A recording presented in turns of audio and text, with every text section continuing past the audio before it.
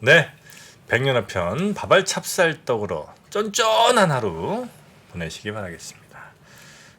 정말 찰떡같이 말씀 잘해주시는 네. 우리 박근영 부장님 모셔보죠. 어서 오십시오. 네, 안녕하세요. 안녕하십니까. 네, 여러분 귀에 찰떡같이 쫙쫙 붙여드리겠습니다. 오늘 시장 내일은 휴일이고요. 네. 어제도 휴일이었고요. 네, 오늘 같은 중요한 날 우리 시장은 올라줘야 됩니다. 네, 뭐 상당히 좋았습니다. 사실 주말에 나온 미국 지표가 긍정적인 평가를 받았는데 고용 지표가 골디락스 상황이라고 해석될 수밖에 없습니다. 네. 경기 침체 그리고 인플레 우려를 동시에 진정시킨 지표가 나왔거든요. 사진을 띄워주시면 그 관련된 잡 리포트가 나옵니다. 좀 띄워주시면 네. 그 위쪽에 보시면은 관련된 change non-farm payrolls 해가지고 그 비농업 고용 지표 관련해서 이제 좀 더 올라왔죠. 그러니까 괜찮은 지표가 나온 거예요. 위쪽에 보시면 그죠? 조금 더 추정치보다 올라왔습니다. 근데 아래쪽에 보시면은 그 실업률이죠. 실업률이 다시 또 올라왔어요. 그러니까 비농업 쪽의 고용 지표는 상당히 잘 나왔는데 실업 지표도 올라왔지 않습니까? 고용도 올라가고 실업도 올라갔다는 거예요? 그렇죠. 네. 예. 뭐예요? 그러니까 노동 어쨌든 참여율이 높아지는 거죠. 노동 참여율이 규모가 높아진다.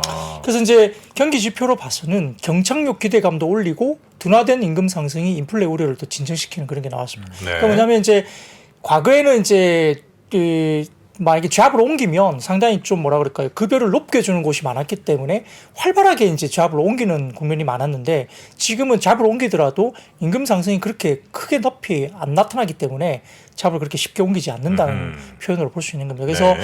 경기 지표로 봐서는 뭐 상당히 경기도 괜찮고 또 둔화된 임금 상승이 인플레 자극도 또 우려를 시키는 부분들이 좀 많이 잦아드는 그런 지표가 나왔기 때문에 이 부분이 골디락스로 생각할 수 있다는 거죠. 전체적으로 코스피는 한 16포인트 상승 출발하면서 뭐 2617포인트로 출발됐습니다.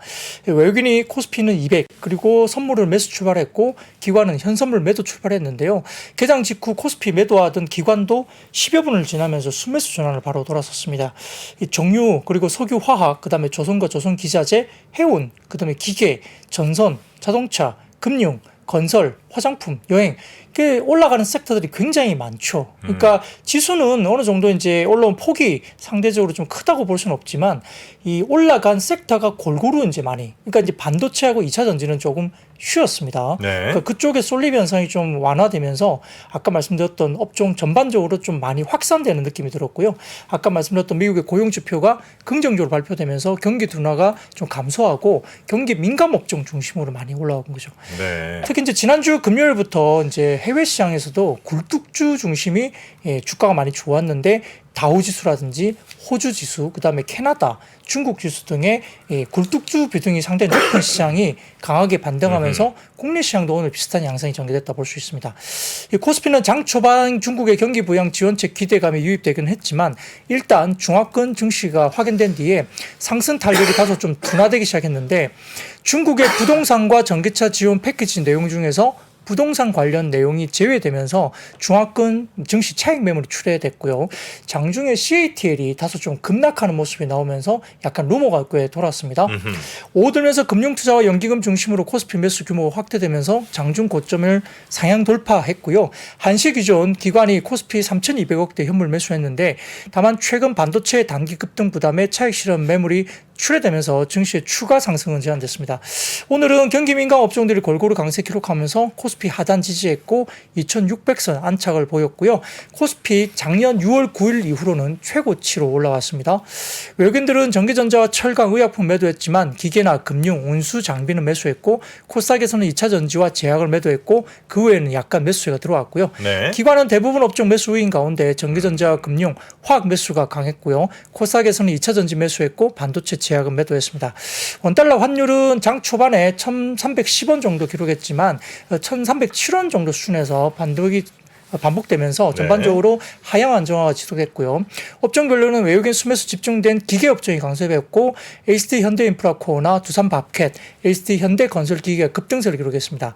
5월달에 기간 조정이 계속됐던 포스코 홀딩스가 6월 들면서 반등세 기록하면서 철강 금속도 강세 주도했고 건설업은 현대건설과 GS건설 중심으로 상승세를 보였고 운수 창고 같은 경우에는 5월에 하락세 지속된 HMM과 페노션 등의 해운주가 반등세를 보였습니다. 반면 의료 정밀이 가장 부진했고 삼성전자와 하이닉스 등 반도체 부진에도 LG전자가 최근에 가장 좋았고요. 2차 전지주 관련된 강세 일부 종목이 강세 영향을 미치면서 전기전자는 하락폭이 제한적이었습니다. 네. 코스닥은 개인 순매수와 외국인 순매도 하는 가운데 코스피 대비 상대적으로 부진했는데 업종별로는 화학과 건설, 운송장비와 부품이 강세였고 반도체나 제약은 다소 좀 약세였습니다. 네. 자, 하여튼 오늘 전체적으로 좀 이른바 굴뚝 혹은 뭐 경기 민감, 시클리컬. 시클리컬. 네. 아, 금요일에도 좋았었어요. 이런 친구들이 아주 좋았죠. 최근 분위기가 표정 왜 이렇게 밝으세요? 제가요? 네. 아, 이건 사랑하는 것 그리고 주가 오른 거는 숨길 수가 없는 거예요. 아, 오늘 삼성전자 하이닉스가 조금 조정받아서 그렇지. 뭐 나머지들은 좀 그 네. 가장 많이 오른 게 조선 아닙니까? 그렇죠. 조선. 조선 있잖아요. 아, 조선. 오늘 많이 올랐습니다. 건설기가 엄청 올랐잖아요. 건설기가 엄청 많이 올랐죠. 네, 오늘 네. 테마상이 132가 조선과 건설기계입니다. 경기 민감주. 두 개 다 제가 꽉 잡고 있었죠? 아. 있었죠? 근데 진짜 중요한 건 네. 그렇다고 해서 삼성전자 하이닉스가 많이 조정받았느냐? 그것도 아닙니다. 아, 그렇습니까? 그리고 수급이 막 굉장히 안 좋게 쏠렸느냐? 그것도 네. 아닙니다. 아, 그래서 이게 사실 순환매가 굉장히 빨리 도는 시장이라서 에헤. 뭐 이번 주에 또 삼성전자 하이닉스가 언제 또 어떻게 오를지도 모르는 일이고 지난주 금요일 날 엔비디아가 조정을 좀 받긴 했는데 네네. 뭐 오를 때는 5%, 10%, 20% 오르고 조정받을 때 1% 조정받으니까 지금 분위기는 굉장히 좋아지고 있는 거예요. 좋습니다. 자, 그러면 섹터 업종 한번 쪼개 나눠서 한번 살펴볼까요? 첫 네. 번째 어디부터 가봅니까? 네, 정유와 석유화학이 상승세를 보였는데요. 지난 4일 날 오펙 플러스에서 이제 최대 산유국인 사우디아라비아가 주도를 해서 추가 감산 방침을 발표했습니다. 이 사우디는 현재 1일 1,000만 배럴 수준의 원유 생산을 7월에는 900만 배럴 정도로 하루 100만 배럴 감산할 것을 밝혔고요. 수년 내 최대 감산 규모에 해당합니다. 더 이상 물러서기가 좀 힘든 상황으로 볼 수 있는데 오펙 플러스는 자발적 감산 기간을 내년 말까지 연장하기로 합의했다는 소식이 전해졌습니다. 지난 5월부터 하루 50만 배럴 자발적 감산에 들어간 사우디아라비아가 감산 기간을 내년 12월까지 연장하기로 했고 3월부터 50만 배럴 자발적 감산을 시행하는 러시아도 내년 말까지 이 방침을 연장하기로 했다고 알려지긴 했습니다. 하이투자증권에서 이제 보고서를 통해서 1분기 기점으로 석유화학 시황이 버텀아웃 국면에 진입했다고 이야기를 하면서 일단 방향성 전환에 대한 부분들이 아마 석유화학 업종에 대한 다운사이클에서 점차 벗어나고 있다라고 일단 코멘트를 했습니다. 근데 이제 화학 시황을 아주 나쁘게만 볼 필요는 없다고 판단한다고 이야기는 했는데 전반적으로 오늘 정유라든지 관련된 대한유화나 롯데케미칼 등등의 석유화학도 굉장히 급등세를 보였죠. 근데 제가 이제 지난주에 롯데케미칼 미팅을 한번 해봤어요. 코퍼레 데이가 있어갖고 네. 미팅을 해봤는데 2분기도 썩 좋아지는 분위기가 아니더라고요. 회사 내에서는 굉장히 보수적인 입장이었고요. 석유화학 시황 자체가 별로 좋은 상황이 아닌 것 같습니다. 네. 2분기까지도 별로 좀 좋지 않고 하반기에는 좀 중국 쪽의 시황을 좀 봐야 된다는 입장이어서 저는 주가가 순수 NCC가 굉장히 많이 올라가는 것은 조금 부담스럽다는 생각을 많이 했습니다. 그래서 오늘 주가가 꽤 많이 올랐는데 하이투자증권에서는 보고서에서 일단 방향성에 대한 전환이 됐다라고 이제 이야기를 하는 것 같은데요. 저는 2분기까지는 좀 보자는 입장이 개인적으로 좀 있습니다. 거기에 대해서 이제 관련해서 이야기가 나오는데 이번에 이제 오펙 플러스가 이제 일단 이야기가 나왔지만은 감산 이야기가 나왔지만 이 사우디아라비아 관련된 부분들이 결국은 앙골라 같은 일부 아프리카 회원국의 쿼터가 아랍에미레이트로 이관 할당이 됐거든요. 실질적으로 좀 별로 지켜지지 못할 것 같다는 이야기인 것 같고요. 더군다나 이제 지금 이렇게까지 가면 사우디아라비아 말고는 감산에 동참하는 나라가 거의 없다고 보시면 됩니다. 그렇기 때문에 오히려 지금 사우디가 전적으로 양보한 결정이긴 하지만 사우디의 유가 관련된 부양 의지가 굉장히 강한 상황인데 사우디 빼고 나면 별로 이제 그렇게 뭐 감산을 할 수 있는 국가 별로 없다는 거죠. 그러다 보니까 좀 그 유가에 대한 추세가 올라갈 것을 보는 것은 좀 보수적으로 접근할 것이 맞지 않느냐 이렇게 생각하는 것 같습니다. 네. 그 지금 사진을 좀 먼저 보여주시면 복합 정제 마진 추인데 하이투자증권의 자료인데요. 보시면은 이게 그 짙은 파란색이 스팟 가격이고요. 그 다음에 옅은 회색 구간이 1개월간 레깅되는 복합 정제 마진 추인데 대부분 다 굉장히 빠져 있죠.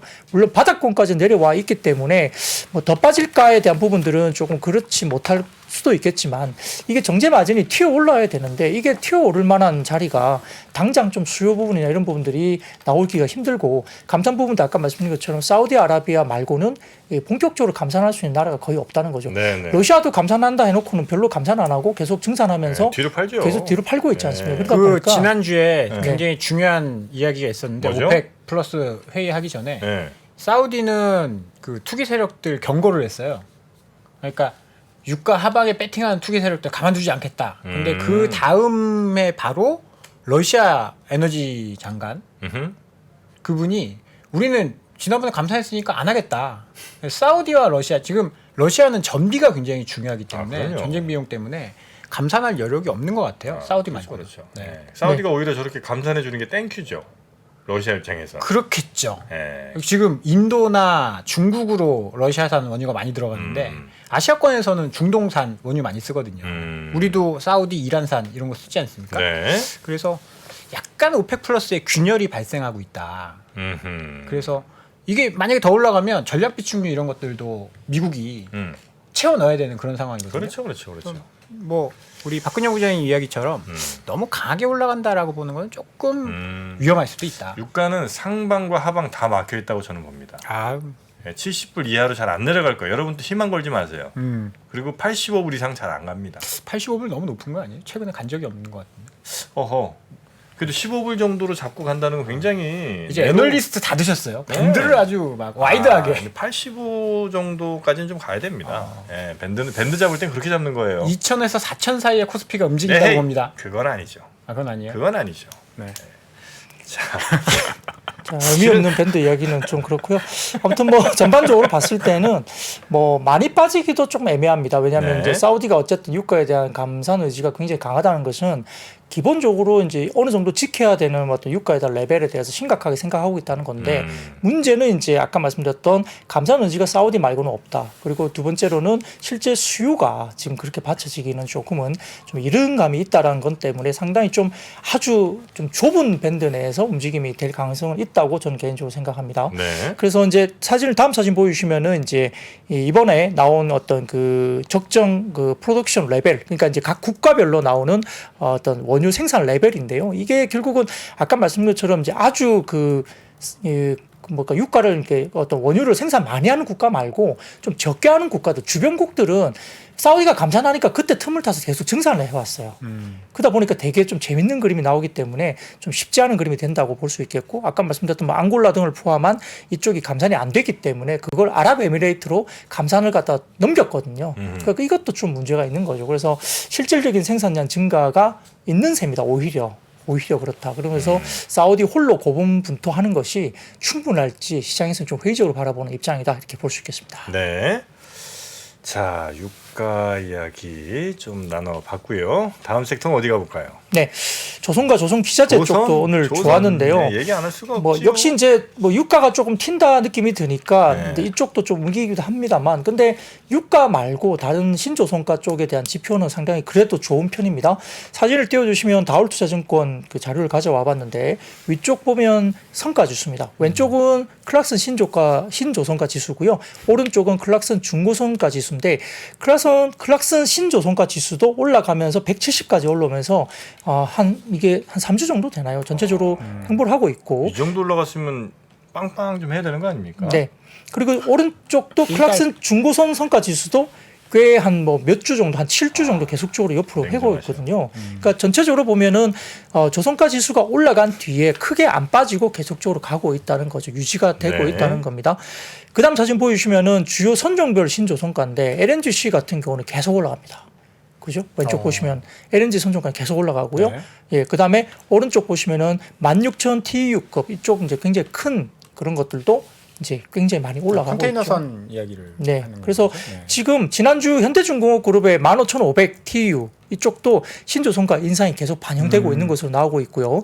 다음 주에는 4주 만에 신조선가 지수가 또 오를 것으로 지금 이야기가 살살 되고 있거든요. 그러니까 신조선가 지수가 일단 올라간다. 그리고 현대미포조선이 5월에만 4개 선사로부터 피지선 수주가 상당히 많이 공격적으로 나오고 있습니다. 수주에 성공했고요. 현대중공업이 양밍의 LNG DF 15,500 TU 5척을 1조 2천억 정도 수주를 또 했습니다. 그러니까 최근에 수주 관련된 건도 계속 들어오고 있기 때문에 신조선가가 최근 중국의 네오파나막스보다 훨씬 높게 신조선가를 적용받고 있어서 네. 국내 업체들이 일단 발주 수주라든지 그다음에 신조선가가 올라가는 것들이 실질적으로 계속적으로 이제 선종이 적용받고 있다는 점이 나오면서 유가와 좀 별개로 이런 조선 관련된 이슈들이 좀 불거지고 있고요.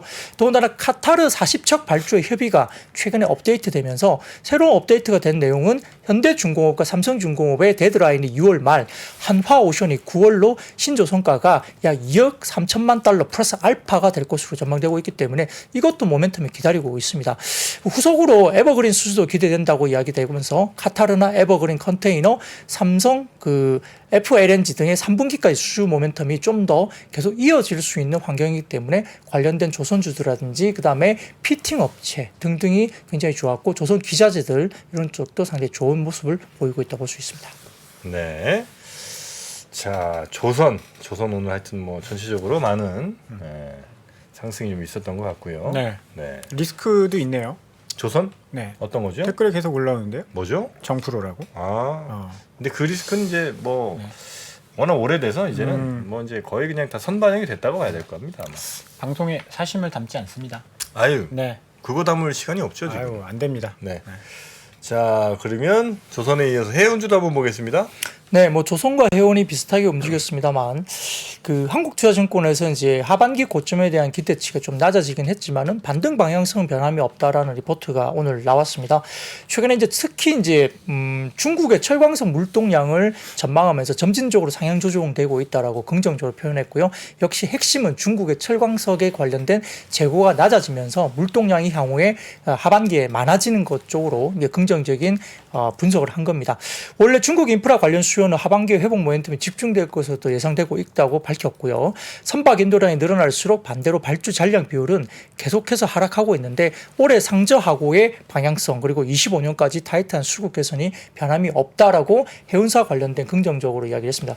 상당히 지금 뭐 BDI 이런 쪽은 상당히 좋지 못하죠. 그래서 지금 많이 빠지고 있는 국면에서 좀 힘을 못 쓰고 있는데 자, 한국투자증권의 첫 번째 자료를 좀 띄워주시면은 그 중국 쪽에 그 철광석 항만 재고가 줄어들고 있다는 겁니다. 이게 보시면 여러 가지 선들이 많은데요. 지금 이 회색으로 보이는 이 그 밴드가 2017년과 21년 사이의 범위입니다. 고점과 가장 아래쪽에 이 밴드가 이렇게 움직였다는 거고요. 각각 선들이 뭐 17년 뭐 등등 그 평균적으로 점선은 가운데 점선은 17년부터 21년까지의 중국의 철광석 한망 재고량의 평균치를 점선이 나타내는 거고, 그다음에 검은색 그 실선이 2020년, 그다음에 회색 부분이 21년과 22년, 그리고 아주 짙은 파란색이 23년 현재 구간인데 평균치보다 지금 좀 낮게 형성되어 있죠. 중국의 철광석 재고량입니다. 항만 쪽의 재고량. 네. 점선 부분이 지금 평균치고요. 17년부터 평균보다 21년까지. 낮다라는 얘기. 그리고 네. 아주 짙은 파란색이 오다가 멈춘 그 파란색이 보이시죠? 네. 짙은 파란색. 이게 올해 그 항만의 철광석 항만 재고량인데 평균치보다 낮게 형성되어 있죠. 그래서 철광석의 중국 쪽의 항만 재고가 줄어들고 있기 때문에 향후에 하반기가 좋아진다는 것에 대한 전망치를 이야기한 거고요. 오른쪽의 그림을 보시면은 역시 이제 BDI의 하반기 업사이드는 중국의 경기 부양책에 따른 철광석 수요 회복에 달려 있다라고 이야기를 하는 것 같습니다. 그 다음 사진 보이시면 올해 BDI의 반등은 당초 예상보다 완만할 전망이라고 추정을 했는데 쭉 실선이 보이다가 검은색 선이 뭐냐면은 BDI 전망이 한국투자증권에서 기존에 가졌던 검은색이 이제 BDI 전망치에 대한 기존의 리포트에서 전망을 했던 자료고요. 네. 거기에 대해서 이 오른쪽에 약간 아래쪽으로 되어 있는 약간 회색 부분은 전망치를 다소 낮춘 부분인데 변경 후에 전망치를 나타냅니다. 그래서 기존에 검은색 실선을 보시면 조금 높게 전망을 했지만 다소 좀 전망을 BDI 전망을 좀 낮추긴 했지만 방향성 우상향 쪽으로 계속적으로 그려진다는 쪽으로 전망을 하고 있다는 본인들이 이제 변경을 했던 추정치를 나타낸 거고요. 오른쪽 보시면은 벌크 선사의 밸류에이션인데 12개월 포워드 PBR 보면은 페노션도 그렇고 대한해운도 거의 바닥권까지 다 빠져 있습니다. 한 0.5배 정도 PBR이 나타났기 때문에 여기서는 어느 정도 바닥권까지 온 거 아니냐 이렇게 보는 것 같습니다. 물론 이제 더 빠질 수는 있겠죠. PBR이 물론 뭐 이게 절대 안 빠진다는 건 아니지만 이 정도라면 하방 리스크보다는 상방 쪽으로 베팅을 하는 것이 트레이딩 관점에서는 맞지 않을까라고 이야기하는 것 같습니다. 그래서 아마 선사 관련해서는 1분기에 이익의 하단을 바닥을 확인했다고 한국투자증권 이야기를 했고요. 지금처럼 BDI는 1000이 깨지고 23년 PBR의 역사적 바닥인 0.5배까지 낮아진 상황이 단기 트레이딩 기회를 준다라고 이제 이야기를 했고요. 그래서 이제 지금 해운주가 어느 정도 트레이딩 구간이라고 이야기를 했습니다. 또 업계에 따르면 HMM 같은 경우는 최근 현대 LNG 해운 입찰 제안서를 제출해서 현대 LNG 해운 본 입찰에 HMM이 이제 참여하기로 전했다면서 이 부분도 이제 오늘 뉴스가 나왔고요. 지금 HMM은 자기 코가 석자인데 뭘 또 사겠다고 지금 하는 건가요? 뭐 최근에 이제 몇 년 동안 돈을 많이 벌어놔가지고 뭐 그걸 가지고 좀 하는 것 같아요. 그래서 어쨌든 현대 LNG 해운 입찰 제안서를 제출했다고 알려졌습니다. 그래서 이것도 시장에서 알려지면서 좀 이야기를 들었고요. 페노션이나 HMM, 뭐 대한해운, 흥항해운도 상승했는데 해운주가 힘을 좀 받으려면 역시나 이제 중국 지표가 좀 확인돼야 된다고 봅니다. 그래서 단기적으로 트레이딩하기보다는 좀 길게 보셔야 될 것 같습니다. 네. 그냥 경기 민감주 오르니까 다 같이 오른 것 같아요. 해운주. 얘도 오르고 얘도 오르고 하니까 나도 가야겠네 이러면서. 나도 경기 민감인데. 나도 민감해. 되게 민감하다. 해운 가는데 친구 가니까. 네. 자, 그리고 다음 섹터는 드디어 건설기계가 여기가 오늘 하이라이트 아니었습니까? 오늘의 주인공이죠. 네, 뭐 최근에 건설기계나 뭐 전력기기, 변압기 이쪽은 항상 좋았습니다. 네. 뭐 몇 번 계속적으로 말씀드렸던 부분이 있는데요. 역시 이제 그 지난주에 부채한도 상향 합의안 하원에서 이제 최종 상원에 이어서 통과했다 소식이 들리면서 디폴트 우려가 해소됐다고 보고 있고 주말 사이에 고용 지표가 이제 호조를 보이니까 이제 3대 지수 모두 큰 폭 상승했고 그 다음에 그 미국 쪽에서도 캐터필러가 8.4% 그리고 디어가 5.25% 주요 건설 장비 업체가 또 강세를 보였습니다. 말씀드렸듯이 이렇게 이야기되면서 뭐 여러 가지 비농업 고용 부분도 상당히 좋게 나왔기 때문에 일자리 증가도 주도를 했다 볼 수 있는 상황이고요. 북미 지역 건설 인프라 수요 증가에 따른 수혜 전망도 계속적으로 나오고 있는데 또 하이투자증권에서도 HD 현대인프라 코어에 대해서 북미 지역 같은 경우에 이제 그 비주거 지역 관련된 인프라 투자가 법안 통과를 통해서 상당히 많이 긍정적으로 지금 본격적으로 계속적으로 이 자금이 이제 지금 집행되고 있다라고 이야기하면서 도로나 철도, 상수도, 전력망 등의 사회적 생산 기반에 투자하는 인프라 투자 그리고 일자리법을 인해서 지난해부터 도로 교량 등에 포함한 대규모 인프라 프로젝트가 계속적으로 이제 장비 수요 등으로 증가에 영향을 주고 있다 이렇게 이야기를 했습니다. 사진을 띄워주시면 HD 현대인프라코어의 실적 추이인데요. 확실히 2020년도에 매출이 저점을 보여주고 영업이익률이 이제 상승적으로 올라가는 모습이 보입니다. 19년도까지 상당히 좋았던 매출인데 2020년에 확 꺼졌거든요. 물론 이제 이때는 코로나 때문에 아마 영향을 받았던 것 같은데 그때 이후부터 계속적으로 일단 매출액이 올라오고 있고요. 또 중요한 것은 영업이익률이 올라온다는 점입니다. 영업이익률이 빠졌을 때 6%대까지 빠졌다가 지금 8%, 9%까지 올라오는데 매출액이 형성되면서 이익률까지 올라오니까 일단 회복이 되고 있다고 보입니다. 이런 것들이 결국 최근에 아까 말씀드렸던 비거주 지역의 어떤 투자 관련된 일자리법이라 해가지고 인프라 투자 및 일자리법이 통과됐기 때문에 그와 관련된 재정이 이제 집행이 되고 있는 겁니다. 그리고 이제 일부 언론에 따르면 폴란드 건설 시장이 일부 회복 국면에 접어들었다라고 이야기도 나왔습니다. 건설 장비 산업에도 이제 여기에 대해서 훈풍이 불고 있다 볼 수 있겠고요. 유럽 쪽은 탈탄소 정책 기조가 나오기 때문에 이 전기 관련된 장비 수요가 또 늘어날 것으로 이야기되면서 관련된 이야기가 나옵니다. 그래서 여기 관련된 부분들도 이제 유럽 쪽의 건설 경기가 또 어느 정도 좀 회복 국면이 접어든다. 유럽 기금 투입도 정부 발주의 공공 인프라를 굉장히 많이 활기를 띠게끔 하고 있다라고 이야기가 나온 것 같습니다. 그래서 관련된 부분들이 건설 장비 쪽의 시장에 대해서 긍정적인 뉴스가 나왔다 볼 수 있겠고요. 오늘 건설도 좀 갔군요, 가기는. 네. 건설이 안 가는데 사실 건설 장비가 가는 것도 건설 기계 가는 게 좀 웃기잖아요. 아니 그렇게 생각하시면 안 되고요. 맞네. 건설은 우리나라 쪽이잖아요. 지금 건설 장비는 미국 쪽. 지금 이야기하신 게 미국의 법안, 미국에서 공장 많이 짓고 뭐 삼성전자도 반도체 공장 짓고 뭐 현대차도 공장 짓고 그러면 공장 지으면 거기 도로 깔아야 되고 항만 이런 네. 것들 때문에 수요가 많이 늘어난다라고 해가지고 최근에 건설기계 쪽은 미국 쪽 수출이 굉장히 많이 늘어나고 있어요. 중국 쪽은 그렇게 좋지 않은 상황이거든요. 네네네. 그래서 볼 때 두산 바켓이랑 현대 HD 현대 인프라코어 이게 네. 옛날에 두산 인프라코어에서 입에 붙어가지고 네. 다른 마세요. 네, 인프라코어 네, 주주로서 굉장히 기분 나쁩니다. HD 현대 인프라코. 두산 바켓이랑 이제 양쪽이었는데 네. 원래 이제 두산 바켓은 바켓이 미국 기업이었어요. 음흠. 그래서 미국 노출도가 많아서 두산 바켓이 훨씬 더 잘 갔는데 음. 인프라코어 같은 경우에는 중국 노출도가 원래는 많았었는데 음흠. 지금 미국으로도 노출도가 그러니까 그게 변한 거죠. 매출 네. 비중이 미국 쪽으로 많이 늘어나서 음. 오늘 제일 세게 올라갔습니다. 아 그렇습니까? 네. 훌륭하죠? 현대 인프라코어 HD. HD. HD. 네. 네, 지금 모멘텀은 북미 쪽의 모멘텀이라고 보시면 좋을 것 네, 같습니다. 북미 중국 쪽은 역시 인프라 투자가 아직은 좀 더딥니다. 네. 자 지금 건설기계 쪽 굉장히 오늘 뜨겁게 갔고요. 그리고 건설 기계랑 또 약간 사촌지간인 게 오늘 또 많이 올랐습니다. 뭐예요? 네, 뭐 전력 설비 부분이죠. 전력 설비. 네, 역시 함께 가죠. 비슷합니다. 네. 뭐 몇 번 제가 변압기 이야기는 계속 드렸던 많이 뭐 하셨죠. 이야기를 드렸죠. 그래서 멕시코 오늘도 이야기였나요? 예, 그렇죠. 네. 멕시코 이야기를 했고요. 그래서 신재생 에너지 확대 때문에 뭐 15년간 배정망 투자에만 31조 원이 들어갈 거다. 이렇게 이야기 평가가 나오면서 전력 당국의 조사 결과가 이제 이야기 나왔습니다. 당초 투자 계획 대비 2배 가까이 급증한 규모니까 상당히 지금은 투자 규모가 굉장히 커질 걸로 보이는 상황이고요. 지금 뭐 56조 원에 달하는 송변전 투자 비용까지 고려한다면은 뭐 전력 개통망 투자에 90조 원을 쏟아부어야 되는 관측이 나옵니다. 국내 같은 이야기고요. 그 관련해서 아마 이제 뭐 여러 가지 부분에서 추산되는 금액이 굉장히 커지고 있다 볼 수 있겠고, 여전히 이제 다음 사진 보여주시면은 이게 지난주에도 제가 한번 보여드렸던 사진인데요. 띄워주시면 네. 초고용량 변압기 관련된 수출 통계입니다. 이게 브레인 앤 바디 리서치에서 제가 인용해 왔는데 막대 그래프가 이제 관련된 매출 수출이고요. 굉장히 좋죠. 근데 붉은색 실선도 보면 수출 단가입니다. 단가. 그러니까 매출 규모도 수출 규모도 굉장히 좋아지고 있고 단가도 올라가고 있습니다. 그래서 변압기 관련된 종목들이 상당히 좋습니다. 수출 데이터가 역대 최고치, 월별 최고치를 계속적으로 오래 들면서 이제 갱신을 하고 있는데 올해 초고용량 변압기 수출 금액은 6,427만 달러, 전년 동월 대비 139% 급증했고요. 2010년 최고치를 찍고 감소세를 추이던 변압기 수출액이 지난해부터 증가했고 올 들어서 매달 역대 최고치 가고 있습니다. 수출 단가도 5월 기준 14달러로 전년 동월 대비 52%나 급등했습니다. 결국은 이제 각국에서 전력 공급 차질에 따른 블랙아웃, 정전 우려가 계속 지속되고 있는데 지난 4일입니다. 베트남 일부 지역에서도 전력 공급 차질로 전기가 끊겨서 피해가 있었다라고 뉴스가 또 나왔습니다.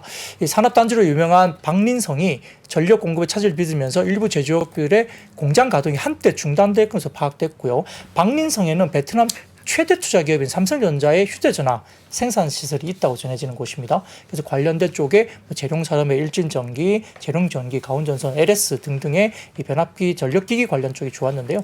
역시 이제 이런 것들은 뭐 단기로 끝날 것 같지는 않아요. 그 변압기나 전력기기는 사이클이 거의 북미 쪽도 20년 만에 지금 다시 이거 오래된 노후화된 생산 시설을 다시 바꾸는 사이클로 왔고요. 네. 그다음에 이게 한 2010년 정도에 그때는 국내 전력기기 관련 업체들이 OPM 마진율이 15%, 16%까지 됐거든요. 근데 재작년까지 거의 뭐 마이너스나 BP 정도까지 OPM 마진율이 떨어졌습니다. 근데 작년에 탑티어 업체가 그나마 5%, 6% 이 정도로 회복이 되고 있는 국면이기 때문에 뒷단은 따라가고 있고요. 이게 과거치를 생각하면 좋았던 시절에 한 3분의 1 정도밖에 아직은 안 됩니다. 그렇기 때문에 아마 20년째 만에 달아오는 북미 쪽의 어떤 변압기 관련된 교체 수요가 있기 때문에 조금 더 이끌어질 가능성도 있다고 볼 수 있겠습니다. 네.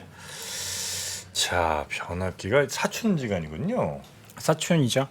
아까 베트남의 박민성인데 박민성으로 들어가지고 좀 깜짝 놀랐습니다. 아 사람 이름으로? 네, 박민성. 네. 제가 아는 친구 있는데. 그 친구 저희가 알아야 될 이유가 있을까요 혹시? 없죠. 다음으로 넘어가 볼까요? 자 다음은 자동차 이야기죠. 자동차. 네. 어떻습니까? 네, 뭐 최근에 뭐 완성차도 그렇고요. 사실 부품주들은 꽤 많이 주가가 엄청 핫했죠. 올랐습니다. 네. 핫했고요. 특히 이제 부품주 가운데 북미 쪽이나 아니면 인도의 거점을 같이 나가 있는 부품주들, 그리고 네. 부품주 가운데 이제 전기차와 좀 연관된 부품을 새롭게 진행했던 업체들은 꽤 주가들이 너무 많이 아웃퍼폼을 했기 때문에 주가들이 굉장히 좋았죠. 더군다나 이제 완성차 관련해서도 여전히 전망치에 대해서 1분기 숫자가 너무 좋아서 이제 2분기부터는 좀 빠질 수도 있지 않을까 우려가 있었지만 최근에 뭐 4, 5, 5월 데이터로 본다면은 그렇게 이익 개선 추세가 꺾일 것 같지 않다는 이야기가 나옵니다. 상상인증권에서 나온 뭐 리포트가 좀 일부 있어서요. 비중 확대 의견이 제시됐는데요. 결국 이제 EV 시장으로 전환하면서 현대차 그룹의 글로벌 시장 점유율 확대가 기대되고 단기적으로도 하반기 선진 시장 내에서 가격 경쟁력이 상당히 올라온다고 보고 있는 것 같습니다. 특히 현대차의 투싼, 기아의 텔루라이드에 관련된 부분들이 상당히 좀 가격을 보니까 그 투싼 같은 경우는 아마 34,700달러 수준이고요. 그 다음에 텔루라이드 같은 경우는 47,900달러 정도 된다고 합니다. 동일 세그먼트 내에서 미국의 OEM 차량 대비 가격 경쟁력도 충분히 있다고 이야기됐습니다. 사진을 좀 하나 가져와 봤는데요. 띄워주시면은 2007년도부터 22년 사이에 미국의 신차 평균 그리고 현대차의 평균 판매 단가 비교인데요. 약간 짙은 이 파란색인가요? 짙은 색으로 되어 있는 이게 북미 지역의 신차의 평균 판매 단가입니다. 그러니까 2014년, 15년, 16년까지는 좀 평균적으로 쭉 이어져 오다가 2016, 17년도부터 우상향 그림이 그려지면서 북미 지역의 신차 단가가 올라가고 있는 모습이 보입니다. 그죠? 17년, 18년부터 쭉 올라가기 시작하면서 22년까지 단가가 꽤 많이 올라갔습니다. 근데 현대차의 평균 판매 글로벌 보면 약간 그 옅은 파란색으로 보이는데요. 이게 하늘색인가요? 이게 보시면은 글로벌 북미 지역 신차 평균 단가보다 현대차의 평균 판매 단가가 엄청나게 절반 정도 안 됐습니다. 그죠? 2016년, 17년, 18년, 19년 보면 절반도 채 안 됐습니다. 그러니까 현대차의 단가가 상당히 낮게 거래가 됐다는 거죠. 판매 단가가. 근데 보십시오. 2020년 접어들면서 절반을 넘어서더니 21년, 22년 보면 60%, 70%까지 올라가고 있습니다. 그러니까 이제 단가가 꽤 올라오면서 믹스 개선이 되고 있다는 거죠. 근데 21년, 22년에 보면 막대 그래프가 회색이 보이시죠? 회색. 21년, 22년 회색이 보입니다. 이게 뭐냐면 현대차의 전기차 판매 가격입니다. 이 보시면은 평균 판매 단가가 현대차의 전체 글로벌 평균 단가보다 현대차 EV 판매 가격이 굉장히 높게 형성되어 있고요.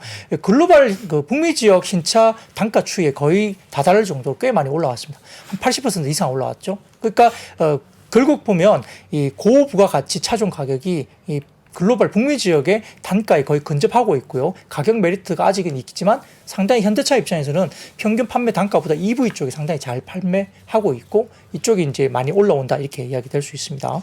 그래서 판매 대수도 증가하게 되고 현대차 그룹의 전기차 점유율이 올라오면 완성차 부분은 상당히 좋아진다는 거고요. 특히 최근에 보면 일본 쪽의 그 브랜드들이 많이 점유율이 빠지고 있죠. 혼다, 닛산. 네, 많이 빠지고 도요타는 약간 아직도 좋은 환경이긴 합니다만 그래도 일본 쪽의 차종이 많이 빠지고 있기 때문에 결국은 전기차 대응이 좀 늦어서 그런 것 같다라고 이야기하는 것 같습니다. 그래서 아직까지도 현대차 그룹이 주가가 좀 올라오긴 했지만 현재 이익 추정치가 상향 조정되면서 PER이 5배 정도 수준입니다.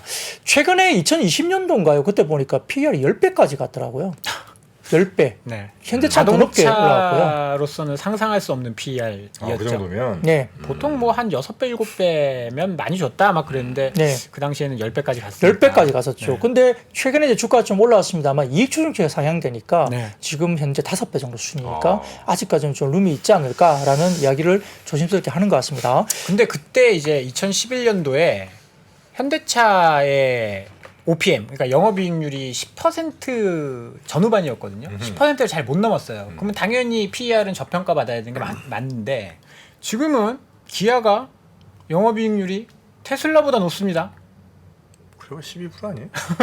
테슬라 11%. 뭐 엄청 우리 12%. 아니 높잖아요. 아, 높죠. 멀티플 차이를 보면 네. 말이 안 되는데. 현대차는 근데 10% 채 안 되는 것 같은데.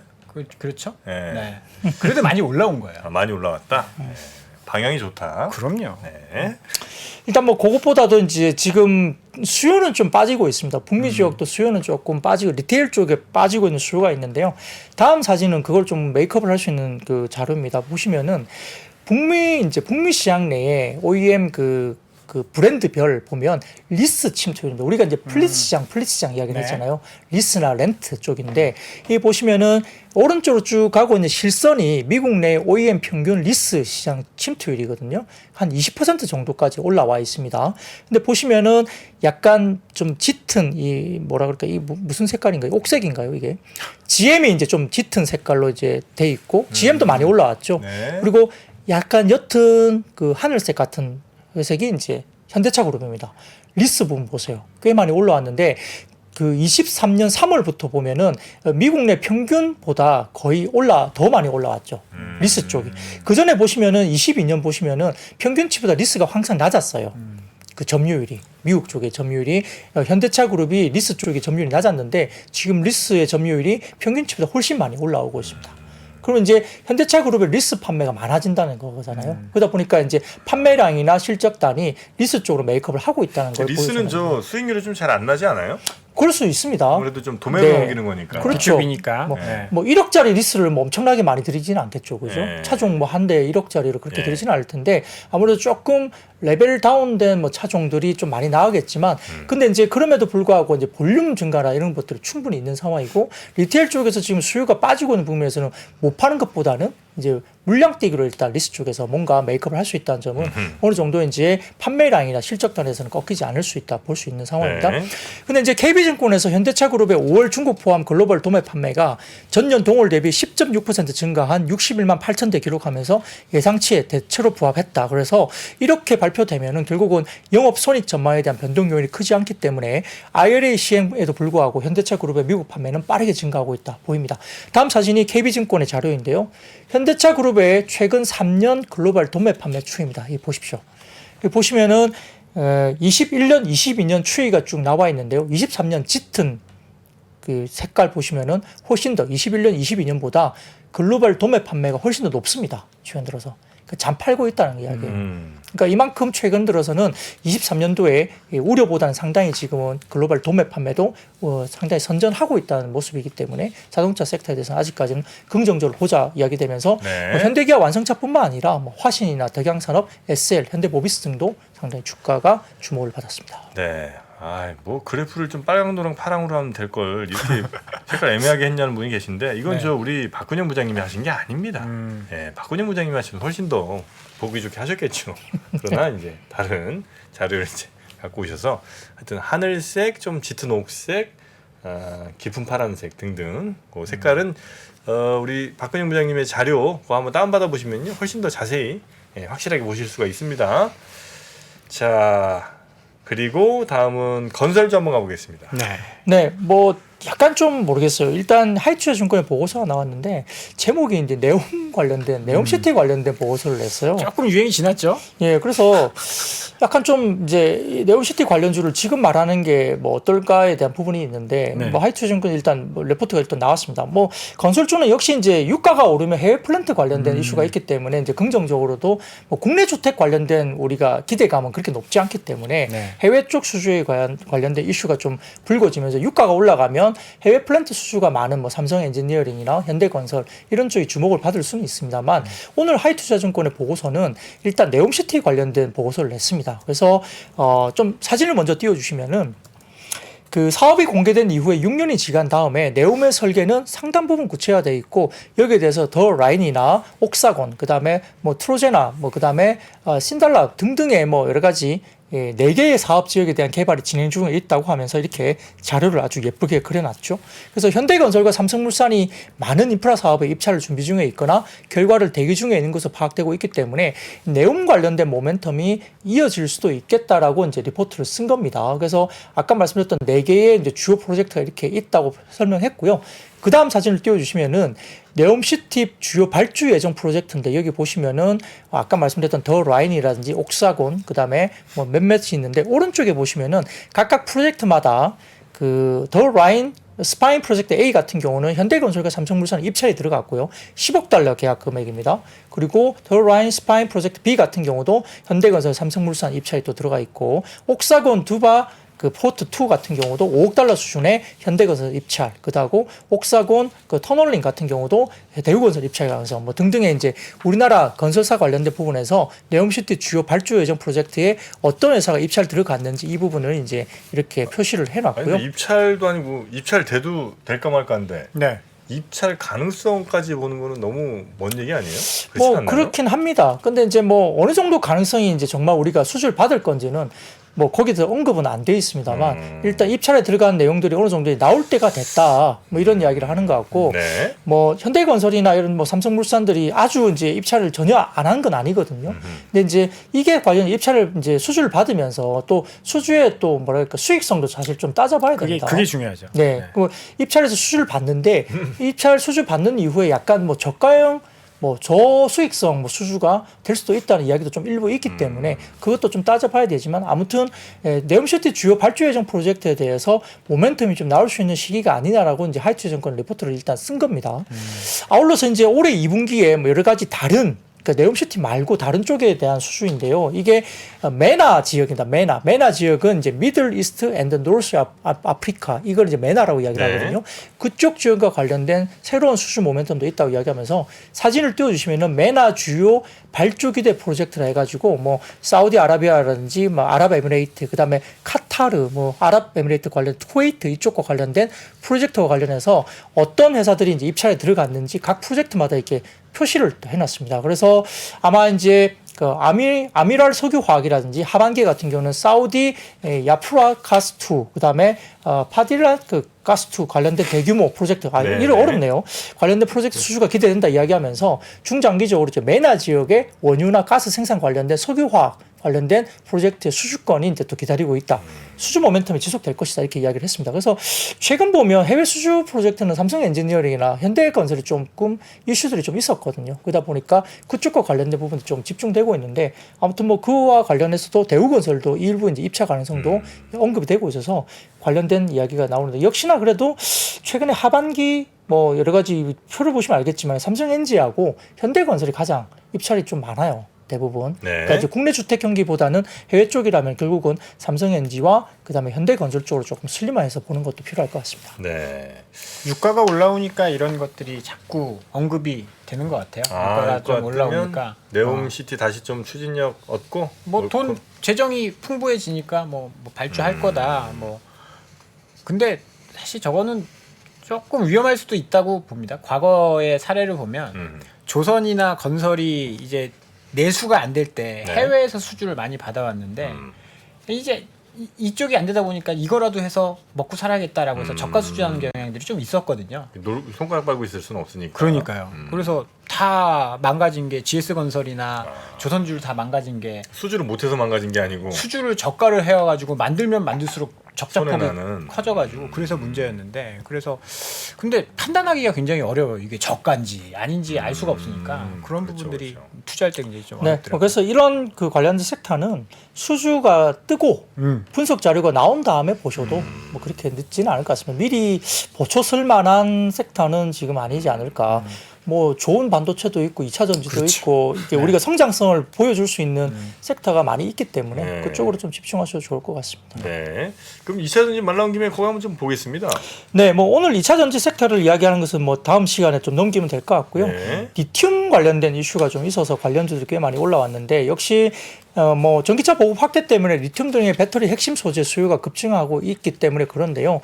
최근에 이제 칠레 동위원회라고 있다고 합니다. 그쪽에서 리튬 시장 전망 보고서를 냈다고 하는데 2035년 전 세계 탄산 리튬 수요가 380만 톤으로 전 세계 생산량 추정치인 246만 톤을 크게 웃돌 것으로 예상한다. 그래서 공급 부족이 결국 가격 상승으로 이끌어 갈 것이다라고 리포트를 쓴 겁니다. 실제로 탄산 리튬 가격은 2020년 12월 톤당 7,950달러에서 작년 12월이죠. 톤당 62,000달러로 2년 새 680%를 급등한 적이 있습니다. 그 일부 이제 언론에 따르면 어반 리튬이 원료인 그 NCM 그러니까 니켈, 코발트, 망간 그리고 LCO 리튬 산화 코발트, 블랙 파우더를 활용해서 탄산 리튬을 생산할 수 있다라고 이야기를 한 것 같고요. LFP 관련된 블랙 파우더로도 탄산 리튬 생산이 가능하다 이야기 나왔기 때문에 아마 이게 그 공법 중에 CULX 공법이라고 이제 알려져 있는데 저도 이걸 찾아보니까 불순물이 다량 함유된 염수로부터 리튬을 추출하는 기술로 개발된 공법이라고 알려져 있더라고요. 그래서 이 공법의 공정 시간이 2시간에 불과하고 리튬 회수율이 90%에 달한다 이렇게 발표를 하면서 관련된 뭐 어반 리튬이나 하이드로 리튬, 뭐 포스코 포스코, 엠텍 뭐 등등이 이제 강원에너지 이런 리튬 테마주들이 올라왔는데 네. 하나증권에서 이례적으로 업계 최초로 비상장인 리튬 플러스라는 종목을 오늘 커버리지 리포트를 또 냈습니다. 비상장사거든요. 근데 리튬 플러스라는 회사를 내면서 상당히 좀 긍정적인 톤으로 또 내면서 리튬 관련주들도 주목을 받았던 하루였습니다. 근데 이 기업들 다 보면 사업에 그 리튬 사업을 한다라고 한 게 작년 10월, 작년 11월이더라고요. 네. 그래서 기술력이 얼마나 되는지 아, 검증했. 이제 하겠다라고 한 게 이제 작년 10월, 11월에 이제 그 사업 보고서에 우리는 이런 사업 한다라는 거 공시를 해야 되거든요. 작년 10월, 11월 얼마나 고민하고 그 사업 추가했겠습니까? 그렇죠. 네. 근데 좀 자. 조심해야 될 것은 그 상장사가 네. 사업 목적을 자꾸 바꾼다거나 네. 이름을 아주 자꾸 바꾼다거나 이런 회사들은 좀 조심하셔야 됩니다. 네. 거의 뭐 M&A 쪽을 통해서 주가 플레이를 할 가능성이 상당히 높은 회사들일 가능성이 높다고 보고 있기 때문에 그런 종목들은 조금 상대적으로 조심하시는 게 좋습니다. 메모. 네. 자, 그리고 애플 애플 가야죠, 애플. XR 한번 끝으로 볼까요? 네, 뭐 시간상 다른 것들이 많으니까 그 시내 그 자료실 들어오셔서 네네. 이렇게 보시면 될 것 같고요. 상당히 좀 아쉽습니다. 다 말씀 못 드려서. 자, 사진 띄워주시죠. 자, 이제 그 언론에 따르면은 이제 이야기가 나오는데 XR 관련된 이 이야기가 이제 나옵니다. 이게 처음 사진이 이게 XR이 듀얼 뭐 어떻게 칩이 들어간다, X1 칩이 들어간다 이렇게 이야기 쭉 나오는 것 같고 그 다음 사진도 이제 관련된 렌더링이 나오죠. 그리고 세 번째 사진도 보시면 이제 XR OS가 어떻게 들어가고 네 번째 사진도 애플에서 보내준 거죠? 아닙니다. 아니에요? 그냥 어디서 추정한 사진인가요? 예, 네, 그렇습니다. 렌더링이 나오는데 이게 좀 구체적으로 나오기 시작했어요. 그래서 사실 언론에 따르면은 6월 5일 이제 현지 시간이죠. 그러면 아마 내일 새벽 정도인가요? 네. 7년의 소요 시간이 이제 소모된 애플의 신작 MR 헤드셋이 공개될 것으로 이제 알려져 있습니다. 나올지 안 나올지는 모르겠습니다만 이제 네. 시장에서는 나온다고 보는 것 같습니다. 애플의 MR 헤드셋이 이제 일단 내일 새벽에 일단 발표가 될 걸로 보이는데요. 일단 뭐 발표 행사가 뭐 2014년 애플워치 이후에 최대 규모 하드웨어 행사 공개가 될 것으로 이야기되고 있는 상황이고 리얼리티 1 또는 리얼리티 프로라는 이름으로 시장에 출시될 예정이고 판매가는 $3,000 하나 약 400만 원. 그 엔트리 제품은 $1,999 정도로 엔트리 제품이 있다고 봅니다. 옵션이 부과되면 더 비싸지는 거고요. 네. 그렇게 되고 있습니다. 근데 400만 원, 손이 잘 안 나올 것 같습니다. 그래서 그런 것 같고, 실질적으로는 10월 달 정도에 나오면서 12월 달에 나온다고 보는데, 전체적으로 봐서는 아마 기기가 한 30만 대에서 50만 대 정도 올해 나온다, 이렇게 이야기 나오는 것 같고요. 그리고 이제 한국 아세안 ICT 융합 빌리지 사무국에 따르면은 오는 7일부터 9일까지 3일간 싱가포르 엑스포센터에서 열리는 싱가포르 정보통신 정시회 2023에 국내 XR 및 메타버스 기업 8개사가 참여하면서 해외 시장 공략에 나선다라고 이야기하면서 관련된 뭐 XR, VR, 메타버스 관련된 종목들이 이제 관련된 흐름을 타고 뉴스를 타고 주가가 올라왔고요. 관련해서 이제 삼성증권에서 이야기하기로는 결국은 지금 이제 리얼리티 프로라는 이름까지 거론될 정도로 이번 행사가 애플 XR 공개될 가능성이 크다고 삼성증권에서 오늘 코멘트를 냈고 네. 물량에 대한 시장 기대는 이미 낮고요. $3,000 내외 가격과 함께 50만 대 이하의 출현이 예상되고 결국은 판매 대수보다는 애플의 완성도에 시장은 집중할 건데 결국은 한국에서는 LG노텍이 3D 센서와 통신 기판 그리고 LG 디스플레이가 OLED 패널을 부품 공급을 할 것으로 보인다. 그리고 중국의 입심 정밀 이게 기기 조립하는 거고요. 카메라 공급은 코엘이라는 회사가 들어간다. 근데 한국의 서링 시스템은 XR 기기 핵심 부품의 마이크로 OLED 관련 장비 업체로 시장의 관심이 굉장히 높다라고 분석하면서 종목과 관련된 이슈를 이야기를 했으니까 관심도가 좀 높아지고 있습니다. 네. 이게 대만의 애널리스트 거밍치 씨가 우거밍 씨. 거밍치 쏘아 올린 공인데 네. 애플에서는 뭐 공식적으로 이야기한 게 하나도 없잖아요. 한 번도 없어요. 그래서 오늘 밤에 이게 공개가 안 되고 만약에 그렇게 되면 애플카 이야기가 그건 좀 오버인 것 같습니다. 죄송합니다. LG전자가 요새 엄청 오르더라고요. 맞습니다. 그럴 이유가 별로 없어 보이는데 LG전자가 사실 그러면 이노텍이나 이런 것들보다 LG전자가 더 많이 올랐거든요. 근데 누구도 모르는 거예요. 애플이 그리고 전장. 애플이 우리는 이거 한다고 한 적이 없어요. 그러면서 애플카를 탁 짜잔 하면 좋겠다라는 저 개인적인 사실 뭐 상상. 애플이 말만 하면 LG는 언제든 만들 수 있습니다. 그렇습니다. 네. 다 만들 수 있죠. 다 준비되어 있습니다. 그래서 이제 오늘 삼성증권의 코멘트가 뒤에 하나 더 붙었는데요. 애플이 상대적으로 보수적으로 생각하고 있던 AI 시장에 관련된 멘트를 좀 혹시 공격적으로 이야기를 할 수 있지 않을까 뭐 그런 불도 AI. 예, 살짝 이제 코멘트를 또 내긴 했는데요. 시리가 좀 엉망이. 모르겠습니다. 뭐 일단 뭐 MR 헤드셋을 내면서 AI까지 좀 확산된 언급이 혹시 있을지도 모르니까 뭐 그 부분은 좀 확인이 필요합니다. 네. 자, 하여튼 오늘 새벽이면 이제 밤 지나서 새벽 되면 네. 거밍치가 맞을지. 영웅이 될지 아니면 이제는 박재영이. 집으로 가셔야 될지. 박재영의 박재영 애플카가. 사장님이 또 너 애플카 나오면 제가 맞추는 거예요. 거밍치를 넘어설지. 아유. 오늘 한번 좀 지켜보도록 하겠습니다. 자, 박근영 부장님 고생 많으셨고요. 내일 휴일 잘 보내시고 모레 뵙겠습니다. 네, 고맙습니다. 감사합니다. 시간이 흘러도 변하지 않는 여러 가지 원칙과 사고 체계는 존재하거든요. 대가들의 사고 체계, 투자 기법이 아니라 생각의 방법. 그런 거를 분해를 해서 재구성을 해서 하나의 어떤 틀로 조합을 하는 과정이 필요한 것 같다. 라쿤 자산운용 홍진채 대표의 거인의 어깨에 19년간 초과 수익을 달성한 그가 어떻게 주식 대가들의 투자법을 활용했는지 이 책에서 최초로 공개합니다. 대가들의 검증된 투자법을 여러분의 눈으로 직접 확인하시죠.